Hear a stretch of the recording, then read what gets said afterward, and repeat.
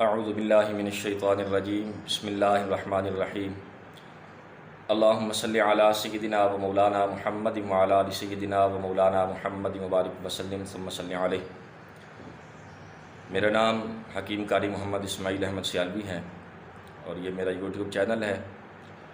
آج ہم اس پر ابتدا کر رہے ہیں، پہلی ویڈیو اپلوڈ کر رہا ہوں اور اس کا موضوع ہے اللہ سبحانہ و تعالیٰ کی محبت، اور اس کے دوسرے حصے میں انشاءاللہ العزیز حکمت اور طب کے حوالے سے بات ہوگی۔ آج کل چونکہ ایک بیماری عام ہوتی ہے جس کا نام ہیضہ ہے، اس کے حوالے سے بھی ہم مختصر سی گفتگو کریں گے۔ تو پہلے ٹاپک پر آتے ہیں اللہ کی محبت۔ اللہ جل مجدہ الکریم نے ہمیں اشرف المخلوقات بنایا، اور ہماری اشرفیت اور افضلیت اسی میں ہے کہ ہم اللہ سبحانہ و تعالیٰ سے محبت کریں۔ اور قرآن مجید فرقان حمید میں بھی ارشاد فرمایا والذین آمنوا اشد حبا للہ، ایمان والے بہت ٹوٹ کر اللہ سے محبت کرتے ہیں۔ اب اس کا صلہ کیا ہوگا؟ دنیا میں ایک مثال حضرت شیخ سعدی رحمۃ اللہ علیہ بیان فرماتے ہیں۔ آپ فرماتے ہیں جو اللہ سے محبت کرتے ہیں ان کے مثال ایک ایسے گھڑے کی طرح ہے کہ جو بالکل خالی ہو اور اس کا منہ جو ہے وہ بندھا ہوا ہو۔ دنیا میں جتنے مرضی طوفان آ جائیں وہ گھڑا ڈوب نہیں سکتا۔ تو ایسے ہی جو شخص اللہ کی محبت میں گم ہو جاتا ہے، اللہ سبحانہ و تعالیٰ اسے دنیا کے تمام طوفانوں سے محفوظ فرما دیتا ہے۔ اور کل قیامت والے دن اس کا اجر یہ ہوگا، حدیث مبارکہ میں ہے، حضور نبی کریم رؤوف الرحیم صلی اللہ تعالیٰ علیہ وسلم نے ارشاد فرمایا کل قیامت کا دن ہوگا، اللہ رب العالمین ارشاد فرمائے گا میرے اہل کہاں ہیں؟ فرشتے عرض کریں گے یا اللہ یا ارحم الراحمین، تو اہل سے بات ہے، کیونکہ تیری شان یہ ہے کہ نہ تو کسی سے ہے اور نہ کوئی تجھ سے ہے، یعنی لم یلد ولم یولد۔ اللہ سبحانہ و تعالیٰ ارشاد فرمائے گا وہ لوگ جو دنیا میں مجھ سے محبت کرتے تھے اور میری خاطر کسی سے محبت کرتے تھے اور میری خاطر اپنے رشتوں کی بنیاد رکھتے تھے اور میری خاطر ہی کسی سے جدا ہوتے تھے، یقیناً وہ میرے اہل ہیں۔ آج بلاؤ انہیں میرے پاس بلاؤ اور میں انہیں اپنے عرش کے نیچے جگہ عطا فرماؤں گا۔ تو یہ کل قیامت والے دن اللہ رب العالمین انہیں اس محبت کا صلہ عطا فرمائے گا، آج جو دنیا میں اللہ سے محبت کرتے ہیں۔ تو اللہ سبحانہ و تعالیٰ کی محبت ہے کیا، یا اس کی محبت کا طریقہ جو ہے وہ کیا ہے؟ مولانا رومی رحمۃ اللہ تعالیٰ علیہ آپ بیان فرماتے ہیں کہ جو زمین کی ہوتی ہے اس کے بارے میں گمان کرنا، زمین کے بارے میں پرکھنا کہ زمین اچھی ہے یا بری ہے، تو اس کا ایک نتیجہ ہے کہ اس کے بارے میں یہ دیکھا جائے کہ اس کی پیداوار کتنی ہے۔ اس کی پیداوار سے ہم یہ فیصلہ لگاتے ہیں کہ یہ زمین اچھی ہے یا بری ہے۔ اور انسان کی اچھائی یا برائی اس کا پتہ کیسا چلے گا؟ اس کا پتہ ایسے چلے گا کہ اس کے جو خیالات ہوتے ہیں ان سے پتہ چلتا ہے کہ یہ انسان اچھا ہے یا برا ہے۔ اب خیالات جو ہیں ان سے جو اس کے اعمال ہیں ان پر ان کا اثر ہوگا، اور جو اس کے اعمال ہوں گے ان سے پتہ چلے گا کہ اس کے جو خیالات ہیں وہ کس قدر اعلیٰ ہیں یا وہ کس قدر گھٹیا ہیں۔ تو اسی طرح جو دنیا میں انسان کی محبت کا جو پتہ ہے وہ اس کے اعمال سے چلتا ہے اور ان کے پیچھے اس کے خیالات ہوتے ہیں۔ اگر اللہ سبحانہ و تعالیٰ سے محبت ہوگی تو یقیناً اس کے اعمال سے پتہ چلے گا کہ اس شخص کو اللہ سبحانہ و تعالیٰ سے محبت ہے۔ اب محبت کا طریقہ کیا ہے؟ اس کو قرآن مجید فرقان حمید میں اللہ رب العالمین نے خود ہی بیان فرمایا ہے۔ فرمایا میرے محبوب صلی اللہ علیہ وسلم جو میرے بندے آپ کی بارگاہ میں آ کر پوچھتے ہیں کہ اللہ کی محبت ہمیں کیسے نصیب ہوگی یا کیسے مل سکتی ہے یا ہم اس محبت میں کیسے پختہ ہو سکتے ہیں، تو ان سے ارشاد فرما دیں ان سے ارشاد فرما دیں ان کنتم تحبون اللہ فاتبعونی یحببکم اللہ ویغفر لکم ذنوبکم، اگر تم اللہ سے محبت کرتے ہو تو اس محبت کی علامت یہ ہے کہ تم فاتبعونی یعنی میری محمد مصطفیٰ صلی اللہ تعالیٰ علیہ وسلم کی اتباع کرو۔ اب اس اتباع کا اجر یہ ہے کہ یحببکم اللہ سبحانہ و تعالیٰ خود تم سے محبت فرمائے گا، ویغفر لکم ذنوبکم اور تمہارے تمام گناہوں کو معاف فرما دے گا۔ یہاں پر ایک بات ہے جس پر اللہ رب العالمین نے اس تمام محبت کو بیان فرمایا کہ میری محبت کس میں ہے، وہ ہے اتباع مصطفیٰ صلی اللہ علیہ وسلم میں۔ اب اتباع مصطفیٰ صلی اللہ علیہ وسلم اس کا کیا مطلب ہے؟ اتباع ایک بہت بڑا وسیع موضوع ہے۔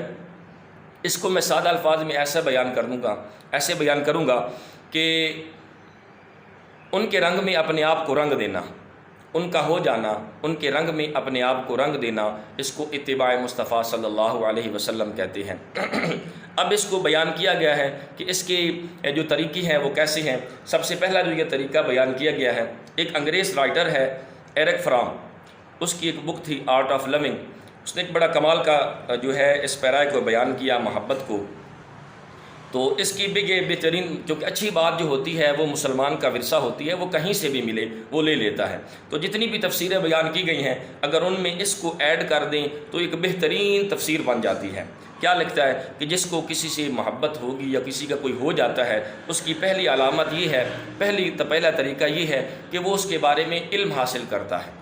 اب ہمیں دیکھنا ہوگا کہ ہمیں سرکار دو عالم صلی اللہ علیہ وسلم کی اتباع اور اللہ کی محبت میں اگر ہم دعویٰ کرتے ہیں تو ہم نے جو ہے وہ سرکار دو عالم صلی اللہ علیہ وسلم کی زندگی کے بارے میں، آپ کے اسوہ حسنہ کے بارے میں ہم نے کتنا علم حاصل کیا۔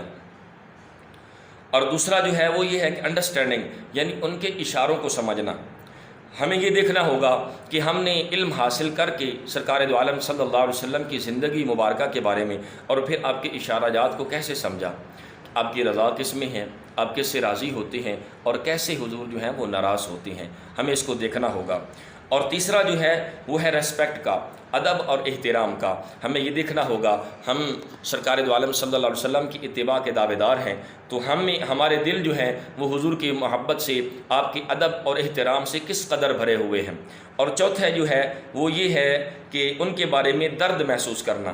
ہمیں دیکھنا ہوگا کہ ہم جو سرکار دو عالم صلی اللہ علیہ وسلم کی اتباع کے دعوے دار ہیں، اللہ کی محبت کے دعوے دار ہیں، ہم نے سرکار دو عالم صلی اللہ علیہ وسلم کی زندگی کے بارے میں کتنا علم حاصل کیا، آپ کا بچپن کیسا تھا، آپ نے اپنی جوانی کیسے گزاری۔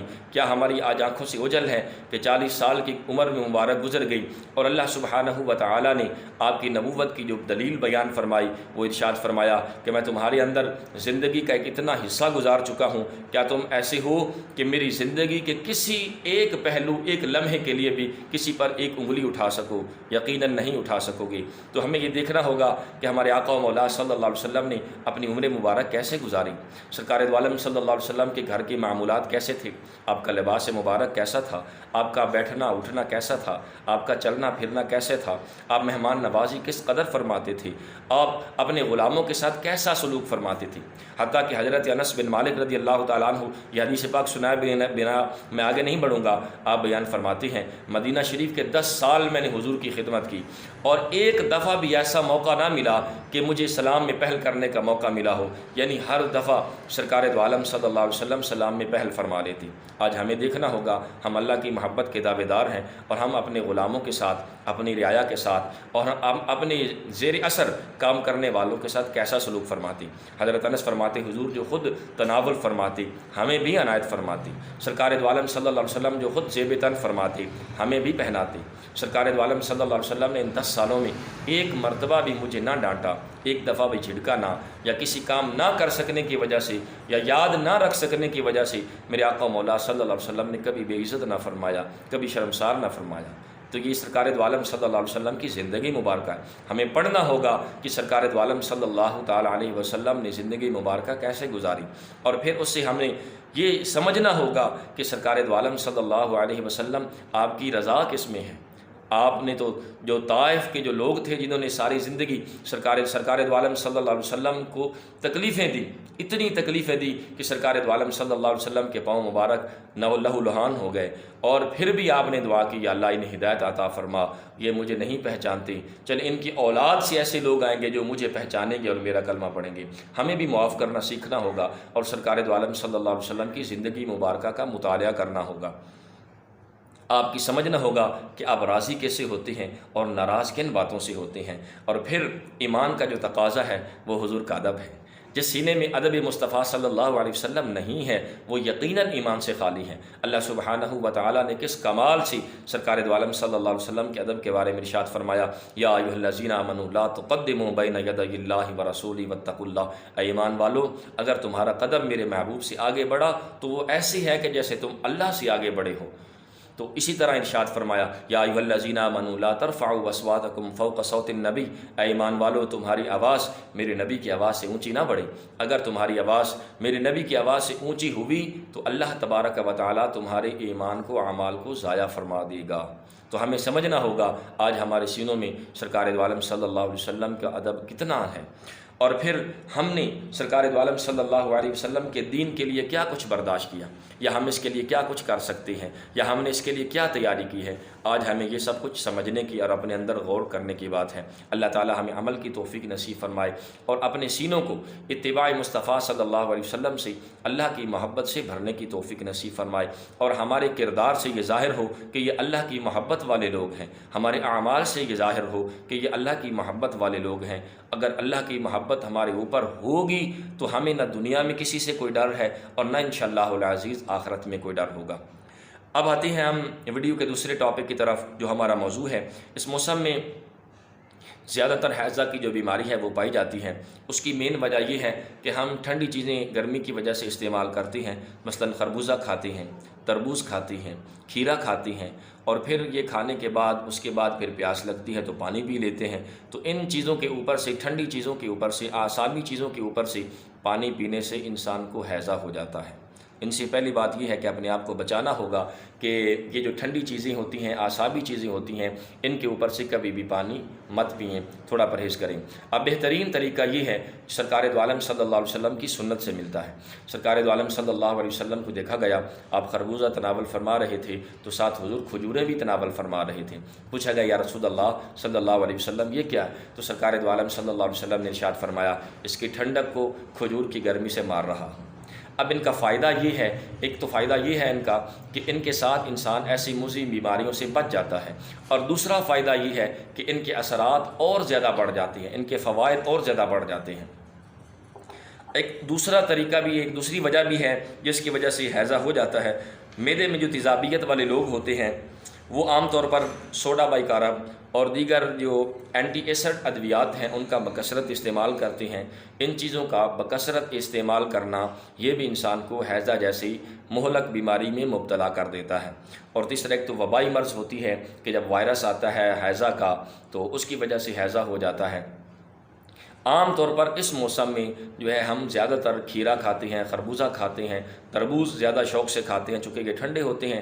ان ٹھنڈی چیزوں کے استعمال کے بعد ہم پانی پی لیتے ہیں تو اس کی وجہ سے حیضہ ہو جاتا ہے۔ تو لہٰذا سب سے بہترین علاج یہ ہے کہ ہمیں احتیاط کرنی ہوگی، اور اس کے بعد اگر خدا نخواستہ کوئی اس بیماری میں مبتلا ہو جائے تو اس کا بچاؤ کیسے کرنا ہے۔ حیضہ کی پہچان یہ ہے، حیضہ ہوتا ہے تو سب سے پہلے پیٹ میں درد ہوتا ہے، اور اس کے بعد انسان کو جو ہے وہ پخانے کی حاجت ہوتی ہے، اور پھر اس کے بعد لگاتار جو ہے وہ دست آنے لگ جاتی ہیں، اور پھر پانی کی طرح دست آتی ہیں، ان میں چاولوں کی جیسے چھوٹے چھوٹے بیج ہوتے ہیں، ذرات ہوتے ہیں، اور پھر اس کے بعد جو ہے انسان کو الٹیاں شروع ہو جاتی ہیں، تو اس کو بیماری کو حیضہ کہا جاتا ہے۔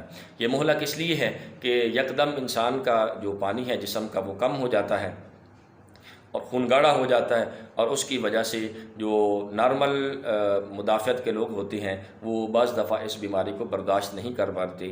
اللہ کریم ہمیں اس سے بچنے کی توفیق نصیب فرمائے۔ اور سب سے بہترین طریقہ یہ ہے کہ چائے کی پتی لیں اور اس کا قہوہ بنائیں، اور اگر گھر میں میسر ہو سکے تو ایک عدد لونگ اس میں ڈال لیں اور ایک آدھ ٹکڑا اس میں دار چینی کا ڈال لیں، اس کا قہوہ بنا لیں، اور جب کپ میں ڈال لیں تو اس میں آدھا لیمو نچوڑ لیں، اور اس کو یک کے بعد دیگرے تھوڑا تھوڑا کر کے مریض کو پلائیں۔ اور جو سبز مرچ ہوتی ہے اس کا استعمال جو ہے وہ بھی جو ہے یہ اس کا بہترین علاج ہے۔ سبز مرچ کھلانے سے یا کھانے سے جو ہے وہ اس بیماری سے بچ سکتا ہے۔ اور تیسرا یہ کہ پیاز ہے اس کو کوٹ لیں، اس کا پانی نکال لیں، اور کریلے جو ہیں ان کا بیج نکال کر ان کا جو ہے کوٹ کر اس کا پانی نکال لیں، تو یہ 30 ملی لیٹر جو ہیں یہ اس مریض کو پلا دیں، تو انشاءاللہ العزیز تھوڑے وقفے کے اندر اللہ کے فضل و کرم سے وہ جو ہے اس بیماری پر کنٹرول کر لے گا۔ اللہ رب العالمین ہمیں اس مہلک بیماری سے بچنے کی توفیق نصیب فرمائے، اور اللہ کی جو محبت کے حوالے سے بیان ہوا اللہ تعالی ہمیں اپنے محبوب بندوں میں شامل فرمائے۔ اور آخر میں یہ ریکویسٹ ہے کہ اس چینل کو سبسکرائب کریں لائک کریں، اپنے دوستوں کے ساتھ شیئر کریں، اور کوشش کریں کہ کومنٹ کریں تاکہ میری حوصلہ افزائی ہو، اور انشاءاللہ العزیز آئندہ مزید محنت سے جو ہے میں ویڈیو اپلوڈ کر سکوں۔